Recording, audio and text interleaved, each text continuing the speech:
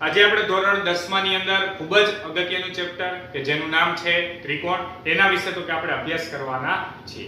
આમ જોઈએ તો આપણે પ્રાથમિક ધોરણથી તો કે ત્રિકોણ વિશે અભ્યાસ કરતા આવ્યા છીએ. પણ આમ જોઈએ તો પહેલા બીજા ધોરણની અંદર તો કે નાના બાળકોને સૌપ્રથમ તો કે શેપ ઓળખવાના આવે, એટલે કે આ ત્રિકોણ છે, પછી આ ત્યારબાદ આ ચોરસ છે, લંબચોરસ છે, વર્તુળ છે, આ ટાઈપના શેપ ઓળખવાના આવતા. ત્યારબાદ 5મા, 6ઠા, 7મા તમામ ધોરણની અંદર તો કે આપણે ત્રિકોણ વિશે અભ્યાસ કરતા આવ્યા છીએ, જેની અંદર તો કે ખાસ કરીને આપણે ત્રિકોણના અલગ અલગ પ્રકારો વિશે માહિતી મેળવી. ત્યારબાદ તો કે ત્રિકોણના ખૂણાઓનો સરવાળો, ત્રિકોણના ખૂણાઓને આધારે તો કે આપણે એના કયા પ્રકાર પાડી શકાય, આ પ્રમાણે તો કે આપણે ભણતા આવ્યા છીએ. હવે તો કે 9મા ધોરણની અંદર પણ આપણે ત્રિકોણ વિશે અભ્યાસ કર્યો અને હવે તો કે આપણે 10મા ધોરણની અંદર પણ ત્રિકોણ વિશે અભ્યાસ કરવાના છે. તો 9મા ધોરણની અંદર તો કે અને 10મા ધોરણની અંદર ત્રિકોણની અંદર તો કે શું આપણે ડિફરન્સ જોવા મળે છે અથવા શેના વિશે તો કે આપણે અભ્યાસ કરવાના છીએ, બરાબર? એ તો કે કહું એની પહેલા તો કે આપણે સૌપ્રથમ તો કે બે ફોટોગ્રાફ વિશે માહિતી મેળવી અને ત્યારબાદ તો કે આ ચેપ્ટરની આપણે શરૂઆત કરી. તો સૌપ્રથમ બધા તો કે અહીં બંને ફોટોગ્રાફ જો, એ બંને ફોટોગ્રાફની અંદર તો કે તમને શું ડિફરન્સ જોવા મળે છે. તમને તો કે 10 સેકન્ડનો ટાઈમ આપું છું, ફટાફટ તો કે બંને પિક્ચર જોવો. એ બંને પિક્ચરની અંદર તમને શું ડિફરન્સ જોવા મળે છે બધા વિચારો. ચાલો, તો હવે તમે બધાએ શું વિચાર્યું કોઈ કહેશે? તો અહીં અમુક એમ કહેશે કે ઉપરના પિક્ચરની અંદર તો કે આપણી પાસે 2 આકૃતિ છે, નીચેના પિક્ચરની અંદર તો કે 3 આકૃતિ છે, બરોબર? ત્યારબાદ તો કે ઉપરના પિક્ચરની અંદર જોવો જે બધા તો કે શું આપેલું છે? વર્તુળ છે, ત્રિકોણ છે. નીચેની આકૃતિની અંદર શું આપેલું છે? તો કે એની અંદર વર્તુળ છે, નળાકાર છે અને તો કે ષટકોણની આકૃતિ છે. પરંતુ આપણે અત્યારે એ તો કે આકાર વિશે નતું જોવાનું. એની અંદર જોવો જે બધા વિચારો શું કહેવા માંગે છે આપણે. તો કે ઉપરની આકૃતિની અંદર તમારી પાસે તો કે જે વર્તુળ છે એ જ સાઈઝનું બીજું વર્તુળ અહીં આપેલું છે. જ્યારે તો કે એની બાજુમાં ત્રિકોણ છે, એ જ સાઈઝનો બીજો ત્રિકોણ છે. જ્યારે નીચેના પિક્ચરની અંદર જોવો જે બધા એની અંદર શું છે? તો કે ઉપરની આકૃતિમાં વર્તુળ છે, એ ત્યારબાદ તો કે ઈ જ પિક્ચરની અંદર તો કે એક નાનું વર્તુળ છે. એવી જ રીતે તો કે નળાકારની અંદર પણ મોટો નળાકાર, ત્યારબાદ તો કે જોવો જે બધા નાનો નળાકાર. એવી જ રીતે ષટકોણની અંદર પણ છે. તો એ બંને આકૃતિ કેવા શું માંગે છે? તો કે કહેવા એ માંગે છે કે ઉપરનું જે પિક્ચર છે એની અંદર તો કે બંને આકૃતિ તો કે સમાન છે. વર્તુળ જે છે તો વર્તુળની સાઈઝ એના જેવડી છે, ત્રિકોણ છે તો એ ત્રિકોણની સાઈઝ એના જેવડી છે. એનો મીનિંગ શું થાય? તો કે ત્યાં ઉપરના પિક્ચરમાં બંને આકૃતિના કદ પણ સમાન છે, એનો આકાર પણ સમાન છે. કેવા શું માંગે? તો કે એકરૂપ આકૃતિઓ છે. કેવી આકૃતિઓ છે? એકરૂપ આકૃતિ. જ્યારે નીચેના પિક્ચરની અંદર તમે જોવો જી તો કે નીચેના પિક્ચરની અંદર તો કે વર્તુળ છે તો એનાથી નાનું વર્તુળ છે, નળાકાર છે તો એનાથી નાનો નળાકાર છે, ષટકોણ છે તો એનાથી નાનો ષટકોણ. કેવા શું માંગે? તો કે એવું કહેવા માંગે છે કે આપણી પાસે જ્યારે કોઈ પણ બે આકૃતિના આકાર સમાન હોય પરંતુ કદ કેવા હોય? અલગ હોય, તો એવી આકૃતિને તો કે સમરૂપ આકૃતિ કહેવાય. કેવી આકૃતિ કહેવાય? સમરૂપ આકૃતિ. તો ચાલો આપણે શેના વિશે ભણીએ? તો કે એકરૂપ આકૃતિ અને તો કે સમરૂપ આકૃતિ. એકરૂપ આકૃતિ એટલે શું? આકાર પણ સમાન, કદ પણ સમાન, એને શું કહેવાય? એકરૂપ આકૃતિ. અને સમરૂપ આકૃતિ કોને કહેવાય? તો કે માત્ર આકાર એનો સમાન હોય પરંતુ કદ કેવા હોય? અલગ હોય. ચાલો, અહીં સુધી પહેલા બધાને ખબર પડી. તો હવે ત્યારબાદ તો કે બધા એક બીજું પિક્ચર જોવો કે જેની અંદર તમને અહીં સમરૂપ આકૃતિઓ અને એકરૂપ આકૃતિઓનો ડિફરન્સ દર્શાવતું તો કે એક તમને પિક્ચર દેખાય છે કે જેની અંદર એકરૂપ આકૃતિ એટલે શું અને તો કે સમરૂપ આકૃતિ એટલે શું, બંનેનો તો કે ડિફરન્સ દેખાય છે. બરાબર? કોંગ્રુઅન્ટ મીન્સ તો કે એકરૂપ અને તો કે સિમિલર મીન્સ તો કે ત્યાં શું થાય છે? સમરૂપ. તો અહીં તો કે બંને આકૃતિની અંદર શું ડિફરન્સ છે તો કે તે તમને જોવા મળે છે. ત્યારબાદ ફરી હજી એક પિક્ચર જો કે જેની અંદર ઘણી બધી આકૃતિ આપેલી છે. વર્તુળ, એનાથી નાનું વર્તુળ, એનાથી નાનું વર્તુળ, એ પ્રમાણે ઘણા બધા વર્તુળ છે. ત્યારબાદ ત્રિકોણ છે, એની અંદર તો કે ઓવેલ લંબ વર્તુળ આપેલા છે, લંબચોરસ છે, ચોરસ છે. જો એક પછી એક તો કે એની ક્રમશઃ શું થતું જાય છે? તો કે આકૃતિની સાઈઝ ઘટતી જાય છે, આકાર કેવા છે? સમાન. તો હવે આપણે જોઈએ તો કે સમરૂપ આકૃતિ અને એકરૂપ આકૃતિ. બરોબર? તો હવે સમરૂપ આકૃતિ એટલે શું થાય? બોલો જી બધા. તો કે જે આકૃતિઓના કદ કેવા હોય? અલગ હોય પરંતુ આકાર કેવા હોય? સમાન, એને શું કહેવાય? સમરૂપ આકૃતિ. અને એકરૂપ આકૃતિ કોને કહેવાય? તો કે એના આકાર પણ સમાન હોય અને કદ પણ સમાન હોય, એને શું કહેવાય? એકરૂપ આકૃતિ. ચાલો, અહીં સુધી પહેલા બધાને ખબર પડી. તો હવે 9મા ધોરણની અંદર આપણે ત્રિકોણ વિશે અભ્યાસ કરવાનો આવતો, તો જેની અંદર આપણે ખાસ કરીને એકરૂપ ત્રિકોણો વિશે તો કે આપણે અભ્યાસ કર્યો હતો. જ્યારે 10મા ધોરણની અંદર આપણે ત્રિકોણ વિશે તો અભ્યાસ કરવાનો છે, પરંતુ કઈ ટાઈપના ત્રિકોણ? તો કે સમરૂપ ત્રિકોણ વિશે આપણે અભ્યાસ કરવાનો છે. ચાલો સમજાણું બધાને. તો આજે આપણે તો કે 10મા ધોરણની અંદર તો કે સમરૂપ ત્રિકોણ વિશે અભ્યાસ કરવાના છીએ, જેની અંદર તો કે આપણે ખાસ કરીને તો કે સમરૂપ ત્રિકોણ છે કે નહીં નક્કી કેવી રીતે કરવું એના માટેની તો કે આપણે ડેફિનેશન ભણવાના છીએ, અને ત્યારબાદ તો કે આપણી પાસે સમરૂપ આકૃતિઓ કઈ કઈ ટાઈપની હોઈ શકે, કઈ કઈ ટાઈપના સેટ કે જે સમરૂપ હોઈ શકે એના વિશે તો કે આપણે આગળ ચર્ચા કરવાના છીએ. તો આ જે ચેપ્ટર છે તે ટોટલ તમારે 6 માર્કની અંદર આવે છે. એ 6 માર્કની અંદર તો કે આપણી પાસે 4 માર્કનો એક પ્રમેય હોય છે અને 2 માર્કના તો કે આપણી પાસે કોઈ પણ એક શોર્ટ ક્વેશ્ચન હોય છે. તો આ બધાએ ખાસ યાદ રાખવાનું છે. ફરી એકવાર કેટલા માર્કનું ચેપ્ટર છે? 6 માર્ક. 4 માર્કનો કોઈ પણ એક પ્રમેય અથવા સાબિતીનો ક્વેશ્ચન કોઈ પણ હોઈ શકે અને 2 માર્કની અંદર કોઈ પણ એક દાખલો પૂછાઈ શકે. ચાલો તો હવે ત્યારબાદ તો કે હવે એકરૂપ આકૃતિઓ અને તો કે સમરૂપ આકૃતિઓ એ બંને વચ્ચેનો ડિફરન્સ તો સમજી ગયા બરોબર, પરંતુ હવે આપણે અમુક તો કે સમરૂપ આકૃતિઓના ઉદાહરણ દ્વારા જોઈએ કે કઈ કઈ ટાઈપની આકૃતિ હોય તો એ હંમેશા તો કે સમરૂપ હોય. તો સૌપ્રથમ બધા અહીં જોવો છે બધા તો કે એક તો કે આપણી પાસે રેખાખંડ છે. તો કોઈ પણ રેખાખંડ બીજા રેખાખંડને હંમેશા સમરૂપ તો હોય, કારણ રેખાખંડનો આકાર તમને બધાને ખબર છે બરોબર. તો કે કોઈ પણ આપણી પાસે એક રેખાખંડ હોય તો એને તો કે બે અંત્ય બિંદુઓ હોય છે, બે અંત્ય બિંદુઓ દ્વારા દર્શાવવામાં. તો કહેવાનો મીનિંગ શું છે? કોઈ પણ રેખાખંડ બીજા રેખાખંડને હંમેશા સમરૂપ હોય છે, પરંતુ એકરૂપ હોવો જરૂરી નથી. કોઈ કહી શકશે શું કામ એકરૂપ હોવો જરૂરી નથી? કારણ તો કે આપણે બંને રેખાખંડને એકરૂપ રેખાખંડ તો જ કહી શકીએ કે જો તે બંને રેખાખંડની લંબાઈ સમાન હોય. જો તે બંને રેખાખંડની લંબાઈ સમાન ન હોય તો એનો મીનિંગ એવો થયો કે એકરૂપ રેખાખંડ નથી. તો એનો મીનિંગ એવો થાય કે આપણી પાસે કોઈ પણ રેખાખંડ બીજા રેખાખંડને હંમેશા સમરૂપ હોય છે. ચાલો આટલું સમજાણું. ત્યારબાદ આપણે જોઈએ, અહીં તમે જોઈ શકો છો તો કે બંને વર્તુળ. તો કોઈ પણ વર્તુળ હંમેશા બીજા વર્તુળને સમરૂપ હોય જ, કારણ તો કે વર્તુળનો આકાર જ કેવો હોય તો કે આપણી પાસે ગોળ ઈ ટાઈપનો જ હોય. તો કહેવાનો મીનિંગ શું છે? કોઈ પણ વર્તુળ હંમેશા બીજા વર્તુળને સમરૂપ હોય જ, પરંતુ એકરૂપ હોય એવું જરૂરી નથી. કારણ તો કે જો બંને વર્તુળની ત્રિજ્યા સમાન હોય તો જ તે બે વર્તુળ છે તો કે તે એકરૂપ થાય. એ સિવાય તો કે બંને વર્તુળ એકરૂપ થાય નહીં. ચાલો ત્યારબાદ આપણે જોઈએ તો કે ત્રિકોણ. તો કે ત્રિકોણની અંદર આપણે જોઈએ તો ત્રિકોણના ઘણા બધા પ્રકાર છે, પરંતુ કોઈ પણ સમબાજુ ત્રિકોણ હોય તો એ બીજા સમબાજુ ત્રિકોણને હંમેશા સમરૂપ હોય. ફરી એકવાર શું બોલ્યો? ત્રિકોણની અંદર કોઈ પણ ત્રિકોણ નો આવે બરોબર. કોઈ પણ ત્રિકોણ હોય, ધારો કે આપણે અલગ અલગ ત્રિકોણ દોરી, એક સમબાજુ ને એક વિષમબાજુ, તો એ સમબાજુ ત્રિકોણ વિષમબાજુ ત્રિકોણને સમરૂપ ન હોય. સમજાય છે? પરંતુ જો કોઈ પણ ત્રિકોણ બીજા ત્રિકોણને આપણે સમરૂપ બનાવવો હોય તો એના માટેની કન્ડિશન શું છે? કોઈ પણ સમબાજુ ત્રિકોણ બીજા સમબાજુ ત્રિકોણને હંમેશા સમરૂપ હોય. આપણે ત્રિકોણને સમરૂપ કેવી રીતે કહેશે એના માટેની તો કે આપણે ડેફિનેશન ભણશી ત્યારે તમને વધારે આઈડિયા આવશે કે કઈ શરતને આધારે આપણે કોઈ પણ બે ત્રિકોણ છે એ સમરૂપ કહી શકીએ છીએ બરોબર. તો અત્યારે આપણે જોઈએ કે કોઈ પણ સમબાજુ ત્રિકોણ બીજા સમબાજુ ત્રિકોણને હંમેશા સમરૂપ હોય છે. ચાલો આટલું સમજાણું. ત્યારબાદ આગળ જોઈએ તો કોઈ પણ ચોરસ બીજા તો કે ચોરસને હંમેશા સમરૂપ હોય છે, કારણ તો કે ચોરસ હોય એનો આકાર તો સમાન જ હોય છે. ચોરસ બદલાય કઈ રીતે? તો કે બાજુના માપને આધારે. તો કહેવાનો મીનિંગ ચોરસ હોય બીજા ચોરસને હંમેશા સમરૂપ હોય, પરંતુ એકરૂપ થાય તે જરૂરી નથી. ચાલો સમજાણું. આ જ પ્રમાણે લંબચોરસ પણ બની શકે. આ જ પ્રમાણે તો કે આપણી પાસે ઘણા બધા આકાર તો કે આપણે લઈ શકીએ. ચાલો અહીં સુધી પહેલા બધાને ખબર પડી. તો એકરૂપ આકૃતિ અને સમરૂપ આકૃતિ વચ્ચેનો હવે ડિફરન્સ બધાને ખાસ તો કે ખબર પડી ગઈ છે. હવે આપણે જોઈએ તો કે એકરૂપ આકૃતિ હોય તો કોઈ પણ આકૃતિને તો કે એના ઉપર તો કે આપણે બંધ બેસાડી શકાય, જ્યારે સમરૂપ આકૃતિને કોઈ પણ આકૃતિ ઉપર એક્ઝેક્ટલી બંધ બેસાડી શકાય નહીં, કારણ તો કે બંનેના કદ સમાન નથી. સમજાય છે બધાને? કોઈ પણ વર્તુળ હોય એની સાઈઝનું એવડું જ વર્તુળ એના ઉપર મૂકી દેવામાં આવે તો એકબીજા ઉપર તો કે બંધ બેસે, જ્યારે સમરૂપની અંદર એવું પોસિબલ નથી. પરંતુ આપણે સમરૂપની અંદર જો પડછાયાની આપણે વાત કરીએ તો એનો આકાર સમાન મળે. સમજાય છે? કોઈ પણ બે આકૃતિ હોય એનો જો પડછાયાની વાત કરીએ તો એ બંનેનો આકાર કેવો મળે? સમાન મળે.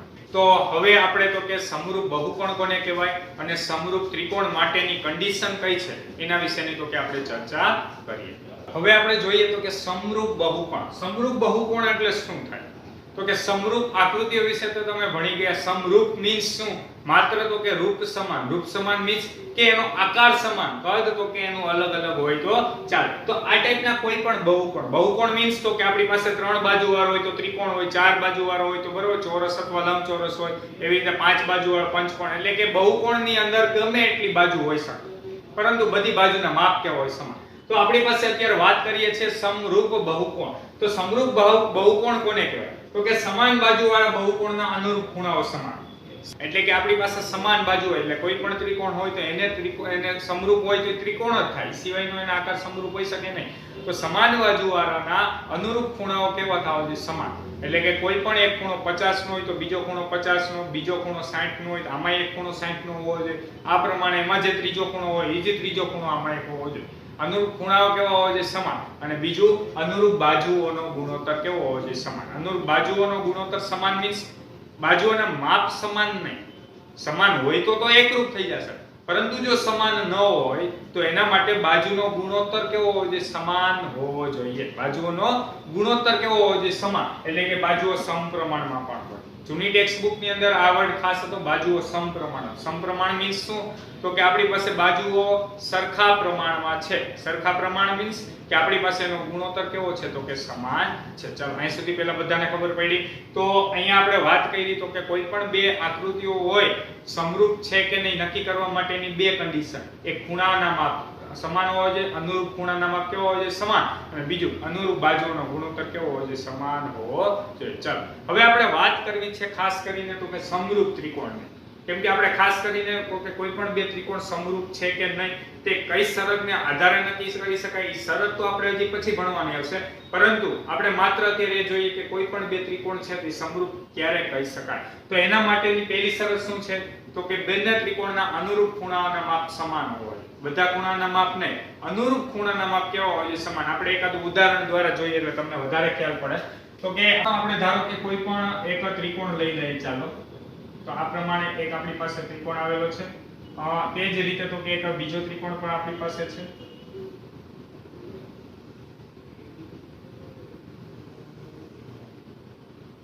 અહીં તમે જોઈ શકો બંને ત્રિકોણના આકાર કેવા છે? સમાન, પરંતુ બંનેના કદ કેવા છે? તો કે અલગ અલગ છે. હવે ધારો કે આપણી પાસે આ ખૂણાનું માપ આ ત્રિકોણમાં 90 અંશનું હોય તો એવી જ રીતે આ ત્રિકોણમાં પણ કેટલા અંશનું હોવું જોઈએ? 90 અંશનું હોવું જોઈએ. ધારો કે ચાલો આ ત્રિકોણની અંદર આ ખૂણાનું માપ 40 અંશનું છે તો અહીંયા પણ આપણી પાસે 40 અંશનું હોવું જોઈએ. અને આ ખૂણાનું માપ તો કે 50 ને 40 ને હોય, અહીંયા તો કે 50 અંશ હોય તો અહીંયા પણ આપણી પાસે કેટલા અંશ હોવું જોઈએ? 50 અંશ હોવું જોઈએ. ફરી એકવાર અનુરૂપ ખૂણાના માપ જો જે કેવા છે? સમાન. આટલું પહેલા બધાને સમજાણું. ધારો કે અહીં 90 90 છે ફિક્સ. હવે ધારો કે આ ત્રિકોણ આને ત્યાં ઊંધો છે તો આ ખૂણાનું માપ 40 હશે ને આ ખૂણાનું માપ કેટલું હશે? 50. સમજાય છે બધા? હવે આપણે બાજુઓનો ગુણોત્તરની વાત કરીએ. ધારો કે હું એમ કહું કે આ બાજુનું માપ 3 સેન્ટીમીટર છે, આ બાજુનું માપ 4 સેન્ટીમીટર છે અને આ બાજુનું માપ 5 સેન્ટીમીટર. હવે આપણે આ ત્રિકોણની વાત કરીએ તો અહીંયા ધારો કે આપણી પાસે 9 સેન્ટીમીટર છે, અહીંયા ધારો કે આપણી પાસે 12 સેન્ટીમીટર છે અને અહીંયા ધારો કે આ ત્રિકોણનું માપ 15 સેન્ટીમીટર છે. ફરી એકવાર આનું માપ કેટલું છે? 9, અહીંયા કેટલું છે? 12 અને અહીંયા કેટલું છે? 15. હવે આપણે વાત કરી બાજુઓનો ગુણોત્તર સમાન થવો જોઈએ. જો બધા અનુરૂપ બાજુ 3 ભાગ્યા 9 કરો તો કેટલા થાય? તો કે 3/9 એટલે 1/3 થયા. એવી રીતે 4/12 તો અહીંયા પણ 1/3, 5/15 તો ઈ પણ અહીંયા શું આવે? 5 તેરી 15 એટલે 1/3. તો કહેવાનો મીનિંગ શું છે? તમે અનુરૂપ બાજુનો ગુણોત્તર લ્યો તો બાજુનો ગુણોત્તર પણ જોવો જોઈએ કેવો જળવાઈ રહે છે? સમાન જળવાઈ રહે છે. તો કહેવાનો મીનિંગ શું છે અહીં? તો કે આપણી પાસે બાજુઓનો ગુણોત્તર પણ કેવો છે? સમાન. એટલા માટે આપણે કહી શકીએ કે આ બંને ત્રિકોણ તો કે કેવા છે? સમરૂપ ત્રિકોણ છે. હવે ખાસ તો કે એક નોંધ યાદ બધાએ રાખવાની છે. ત્રિકોણ માટે કોઈ પણ જો ત્રણ ખૂણાના માપ સમાન હોય, ત્રિકોણ માટે અનુરૂપ ખૂણાના માપ જો સમાન હોય તો પણ આપણે કહી શકીએ કે સમરૂપ ત્રિકોણ છે. અથવા માત્ર તો કે બાજુઓનો ગુણોત્તર પણ જો સમાન હોય તો પણ આપણે એવું કહી શકીએ કે સમરૂપ તો કે ત્રિકોણ છે. જ્યારે તો કે ચોરસ, લંબચોરસ આ ટાઈપની તો કે આકૃતિ હોય તો એની અંદર માત્ર તો કે આપણી પાસે કોઈ પણ એક શરત હોય તો આપણે એવું કહી ન શકીએ કે આ સમરૂપ આકૃતિ છે. એના માટે બંને શરતનું પાલન થવું જોઈએ. ફરી એકવાર શું બોલ્યો હું? તો કે આપણી પાસે ત્રિકોણ માટે આ બંનેમાંથી કોઈ પણ એક શરતનું પણ જો પાલન થાય તો પણ આપણે એવું કહી શકીએ કે બંને ત્રિકોણ સમરૂપ ત્રિકોણ છે. પરંતુ એ સિવાયની કોઈ પણ આકૃતિ હોય, ચોરસ, પંચકોણ, ષટકોણ આ ટાઈપનું કોઈ પણ, તો એના માટે હંમેશા બંને શરતનું પાલન થવું જરૂરી છે. ચલો સમજાય છે બધાને? ખૂણાનું પણ પાલન થવું જોઈએ, અનુરૂપ બાજુના ગુણોત્તરનું પણ પાલન થવું જોઈએ. જ્યારે ત્રિકોણની અંદર કોઈ પણ એક શરતનું તો કે પાલન થતું હોય તો પણ આપણે કહી શકીએ કે સમરૂપ ત્રિકોણ છે. એની જ્યારે તો કે આપણે શરત ભણશી ત્યારે તો કે તમને વધારે ખ્યાલ પડશે. ચાલો અત્યારે બધાએ તો કે આટલું યાદ રાખવાનું છે. ચાલો અહીં સુધી પહેલા બધાને સમજાણું તો સૌપ્રથમ બધા આટલું લખી લ્યો, ત્યારબાદ આપણે સ્વાધ્યાય 6.1 ની શરૂઆત કરીએ. હવે આપણે જોઈએ તો કે સ્વાધ્યાય 6.1. તો સ્વાધ્યાય 6.1 ની અંદર જો તમને આગળની થિયરી અત્યાર સુધી ભણાવી એ તમામે તમામ વ્યવસ્થિત સમજાણી હશે તો તમે ઈઝીલી તો કે સ્વાધ્યાય 6.1 તો કે સોલ્વ કરી શકશો. તો ચાલો આપણે જોઈએ. અહીં ક્વેશ્ચન નંબર 1 માં તમને અહીં શું આપે છે તો કે ખાલી જગ્યા પૂરવું. તો સૌથી પહેલા તો કે આપણે ખાલી જગ્યા પૂરવી છે. તો એના માટે પહેલા તો કે ખાલી જગ્યા કઈ છે તો કે બધા વર્તુળો ખાલી જગ્યા છે. તમને ઓપ્શન આપ્યા છે સમરૂપ છે કે એકરૂપ છે. વિચારો બધા વર્તુળ જે હોય એકબીજાને સમરૂપ હોય કે એકરૂપ હોય. તો કે આપણે વાત કરી હતી એકરૂપ હોય એવું જરૂરી નથી. કારણ એકરૂપ ક્યારે હોય? જો એની ત્રિજ્યા સમાન હોય તો. બાકી તમામે તમામ વર્તુળ હંમેશા એકબીજાને કેવા હોય? સમરૂપ તો હોય જ છે. ચાલો તો આની અંદર શું આવશે? સમરૂપ. ત્યારબાદ જોઈએ આપણે બધા ચોરસો એકબીજાને ખાલી જગ્યા હોય. હવે કોઈ પણ ચોરસ હોય બરોબર, તો એક ચોરસ એવો છે કે એની બાજુનું માપ 2 સેન્ટીમીટર છે, બીજો ચોરસ એવો છે કે એની બાજુનું માપ 3 છે, ત્રીજો ચોરસ એવો છે કે એની બધી બાજુના માપ 4 સેન્ટીમીટર છે. તો એ જોવો જ બધા ચોરસ એકબીજાને એકરૂપ થાય તો કે ના, પરંતુ સમરૂપ થાય તો કે હા. તો કહેવાનો મીનિંગ શું છે? કોઈ પણ ચોરસ હોય બીજા ચોરસને હંમેશા સમરૂપ તો હોય. તો એટલા માટે અહીં પણ શું આવશે? સમરૂપ આવશે. ચાલો ત્યારબાદ વાત કરીએ બધા ખાલી જગ્યા પ્રકારના ત્રિકોણો સમરૂપ હોય. યાદ કરો બધા હમણાં આપણે થિયરી ભણાવી ત્યારે શું કીધું? કોઈ પણ ત્રિકોણ બીજા ત્રિકોણને સમરૂપ હોય છે, પરંતુ કઈ ટાઈપનો ત્રિકોણ? તો કે સમબાજુ ત્રિકોણ હોય તો જ એ બધા ત્રિકોણને શું હોય તો કે હંમેશા માટે તો કે સમરૂપ હોય છે. તો આપણે એવું શું કહી શકીએ તો કે બધા તો કે સમબાજુ ત્રિકોણ એકબીજાને તો કે હંમેશા સમરૂપ હોય છે. બરોબર? બાકી ત્રિકોણની અંદર ઘણા બધા કેમ કે અલગ અલગ પ્રકાર આવે તો એ કોઈ પણ ત્રિકોણ બીજા કોઈ પણ ત્રિકોણને હંમેશા સમરૂપ થવું જરૂરી નથી. કારણ એક સમબાજુ ત્રિકોણ છે અને બીજો ધારો કે લઘુકોણ કે બીજો ગુરુકોણ કે કોઈ પણ ટાઈપનો ત્રિકોણ આપી દે તો એ સમબાજુ ત્રિકોણને હંમેશા માટે સમરૂપ થવું જરૂરી નથી. તો કોઈ પણ ત્રિકોણ હંમેશા બીજા ત્રિકોણને સમરૂપ હોય પણ એવું ક્યારે પોસિબલ? જો એ સમબાજુ ત્રિકોણ હોય તો. એ સિવાય એવું પોસિબલ નથી. ચાલો ત્યારબાદ આપણે જોઈએ ચોથો ક્વેશ્ચન. તો અહીં ચોથાની અંદર તમને આપેલ છે બે બહુકોણના અનુરૂપ ખૂણાઓ ખાલી જગ્યા હોય અને તેમની અનુરૂપ બાજુઓ ખાલી જગ્યા હોય તો સમાન સંખ્યાની બાજુવાળા બે બહુકોણ સમરૂપ છે. હમણાં જ આપણે સમરૂપ બહુકોણની ડેફિનેશન જોઈ. એની અંદર શું આવ્યું હતું? ખૂણાના માપ કેવા હોવા જોઈએ? સમાન. બાજુઓનો ગુણોત્તર કેવો હોવો જોઈએ? સમાન. અથવા બાજુઓ કેવી હોવી જોઈએ? સમપ્રમાણમાં હોવી જોઈએ. તો ફરી એકવાર જોઈએ ખૂણાઓના માપ કેવા હોવા જોઈએ? તો કે ખૂણાઓના માપ સમાન હોવા જોઈએ. અને તેમની બાજુઓ કેવી હોવી જોઈએ? તો કે બાજુઓનો ગુણોત્તર સમાન, પરંતુ બાજુઓ કેવી હોવી જોઈએ? તો કે સમપ્રમાણમાં હોવી જોઈએ. સમપ્રમાણમાં જો હોય તો આપણે એવું કહી શકીએ કે સમાન સંખ્યાની બાજુવાળા બે તો કે બહુકોણ સમરૂપ છે. ચાલો આટલું પહેલા બધાને ખબર પડી.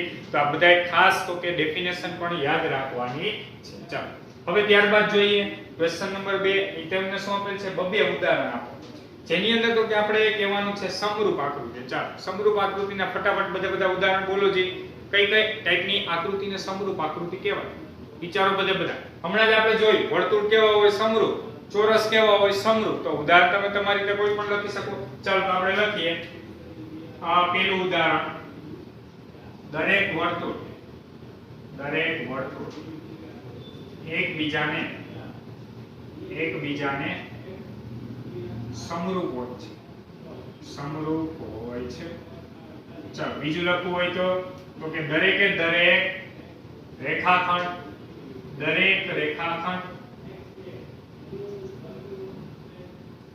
તો કે એકબીજાને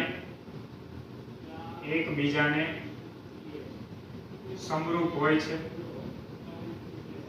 આવા તો હજી તમે ઘણા બધા ઉદાહરણ લખી શકો. ચાલો એ સિવાય હજી આપણે એકાદું લખવું હોય તો શું લખી શકો?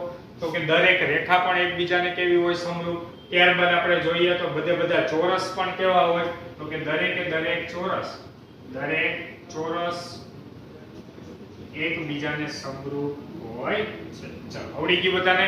હવે ત્યારબાદ જોઈએ તો કે સમરૂપ ન હોય તેવી આકૃતિઓ. ચાલો સમરૂપ ન હોય ને તેવી.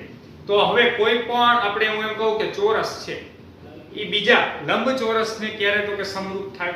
તો કે ના, ચોરસ હોય એ લંબચોરસને તો કે સમરૂપ હોય નહીં. કારણ તો કે ચોરસમાં બધી બાજુના માપ સમાન હોય, જ્યારે લંબચોરસની અંદર સામસામેની બાજુના માપ સમાન હોય. તો આપણે લખીએ, ચાલો પહેલું ઉદાહરણ, તો કે ચોરસ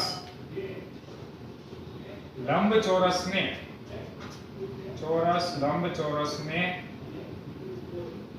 સમરૂપ નથી. ચાલો હવે એવી રીતે મારે ધારો કે ત્રિકોણની વાત કરવી હોય તો ત્રિકોણની અંદર ધારો કે આપણે એકાદો લઈ લઈએ, ધારો કે લઘુકોણ ત્રિકોણ, અને બીજો લઈ લઈએ ધારો કે ગુરુકોણ ત્રિકોણ. તો આપણને ખબર ગુરુકોણની અંદર એકાદો ખૂણો તો એવો હશે 90 કરતા મોટો. તો કહેવાનો મીનિંગ શું છે? તો કે લઘુકોણ ત્રિકોણ, દરેક લઘુકોણ ત્રિકોણ ગુરુકોણ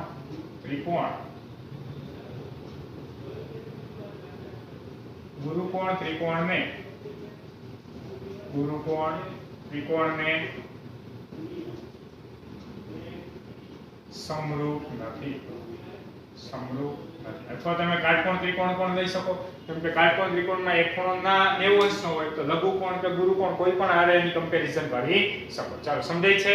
તો સમરૂપ ન હોય એવી આકૃતિમાં ઘણા બધા તમારે જેટલા ઉદાહરણ બનાવો એટલા બનાવી શકો. ચાલો હવે ત્યારબાદ તો કે ક્વેશ્ચન નંબર 3 અહીં તમને શું આપેલ છે? નીચેના ચતુષ્કોણો સમરૂપ છે કે નહીં? હવે અહીં તમને ચતુષ્કોણ આપ્યા છે. હવે સમરૂપમાં આપણે શું નક્કી કરવાનું હોય?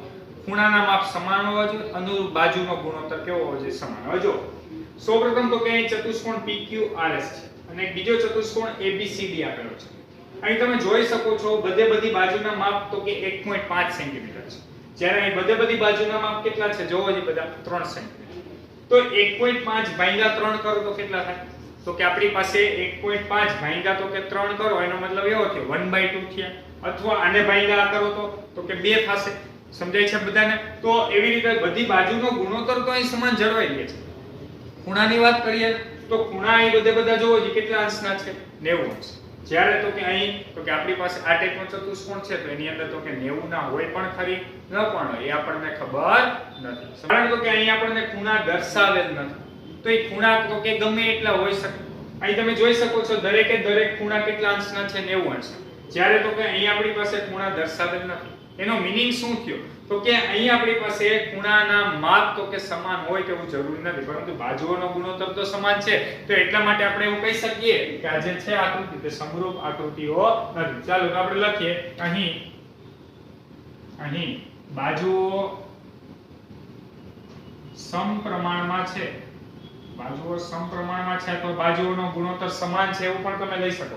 અહીં બાજુઓ સમપ્રમાણમાં છે પરંતુ ખૂણાઓના માપ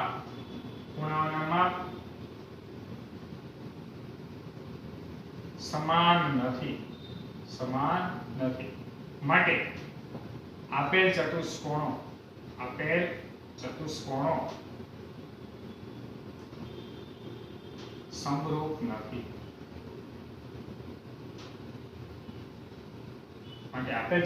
સમરૂપ નથી. ચાલો સમજાઈ ગયું બધાને?